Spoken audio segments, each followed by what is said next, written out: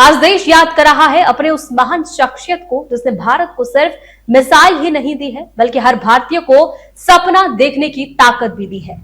आज 15 अक्टूबर है। देश के पूर्व राष्ट्रपति, वैज्ञानिक और भारत रत्न डॉक्टर एपीजे अब्दुल कलाम का जन्म दिवस भी है।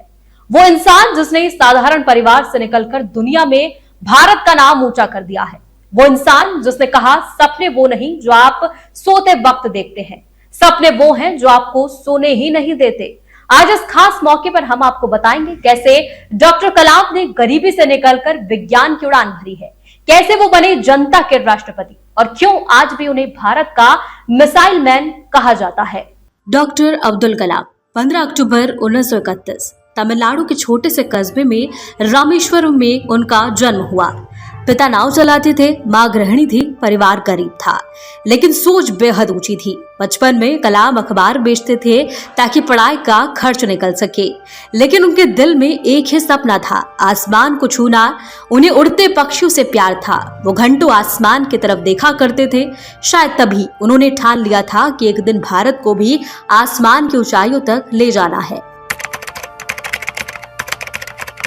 मद्रास इंस्टीट्यूट ऑफ टेक्नोलॉजी से एरोनॉटिकल इंजीनियरिंग पूरी करने के बाद कलाम ने DRDO में करियर की शुरुआत की। वहां उन्होंने छोटे छोटे प्रयोग से शुरुआत की, लेकिन जल्द ही इसरो में शामिल होकर देश के पहले सैटेलाइट लॉन्च व्हीकल SLV-3 का नेतृत्व भी किया। 1980 में रोहिणी सैटेलाइट को सफलतापूर्वक अंतरिक्ष में भेजा गया। वो पल सिर्फ एक वैज्ञानिक सफलता नहीं थी, बल्कि भारत के आत्मविश्वास की उड़ान भी थी। उनके बाद उन्होंने इंटीग्रेटेड मिसाइल डेवलपमेंट प्रोग्राम का नेतृत्व भी किया, जिसमें देश को मिली अग्नि, पृथ्वी, आकाश, त्रिशूल और नाग जैसी आधुनिक मिसाइलें। दुनिया ने भारत की ताकत को महसूस ही नहीं किया, बल्कि देश में उन्हें नाम भी दिया मिसाइल मैन ऑफ इंडिया। 2002 में डॉक्टर एपीजे अब्दुल कलाम भारत के 11वें राष्ट्रपति बने, लेकिन वो सिर्फ एक औपचारिक पद पर नहीं बैठे, वो हर भारतीय के दिल में बसे राष्ट्रपति बने। राष्ट्रपति बनने के बाद भी वो सादगी से जीते थे। ना कोई तामझाम, ना कोई जनता से दूरी और ना ही जात पात का कोई डर। बच्चों और युवाओं से बात करते कहते, अगर आपको सूरज की तरह चमकना है तो पहले सूरज की तरह जलना होगा। उनकी सादगी इतनी थी कि राष्ट्रपति भवन में भी वो खुद अपना बैग उठाकर चलते थे। अक्सर बच्चों से कहते कि मेरे बाद तुम्हारा नंबर है भारत को आगे ले जाने का, इसलिए लोग उन्हें पीपल्स प्रेसिडेंट, जनता का राष्ट्रपति भी कहा करते थे। डॉक्टर कलाम के विचार आज भी करोड़ों युवाओं के लिए प्रेरणा है। वो मानते थे कि भारत का भविष्य सिर्फ सरकारी नहीं बल्कि युवा सोच तय करेगी। उनकी किताबें विंग्स ऑफ फायर, इंडिया 2020 आज हर उस व्यक्ति की प्रेरणा से जो कुछ बड़ा करना चाहता है उससे जुड़ा हुआ है।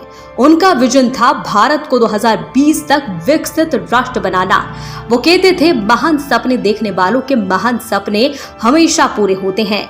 उनकी यही सोच आज भी हर स्कूल, हर युवा, हर वैज्ञानिक में जिंदा है। 27 जुलाई 2015 डॉक्टर कलाम मेघालय में शिलांग में AIIM के लॉन्चर देने पहुंचे थे। विषय था creating a livable planet of earth. मंच पर खड़े होकर बोल रहे थे और अचानक गिर पड़े। उन्हें अस्पताल ले जाया गया, लेकिन वहां उन्होंने आखिरी सांस ली। एक शिक्षक जिसने पूरी जिंदगी सिखाया, वो सिखाते सिखाते ही इस दुनिया से अलविदा कह बैठा। तो आपने देखा कि आखिर कैसे doctor Abdul Kalam missile man बने थे। डॉक्टर कलाम ने कभी अपने लिए कुछ नहीं मांगा। उन्होंने अपने जीवन का हर पल देश को समर्पित किया है। वो कहते थे, अगर कोई देश भ्रष्टाचार से मुक्त और सुंदर बनना चाहता है तो 3 लोग फर्क ला सकते हैं, माता, पिता और शिक्षक।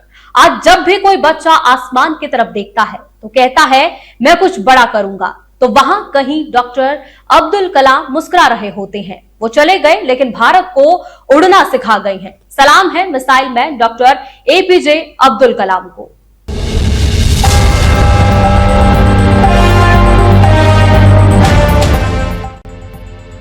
हम हैं एक्सप्रेस न्यूज भारत। आइए हमारे साथ जुड़ने के लिए संपर्क करें।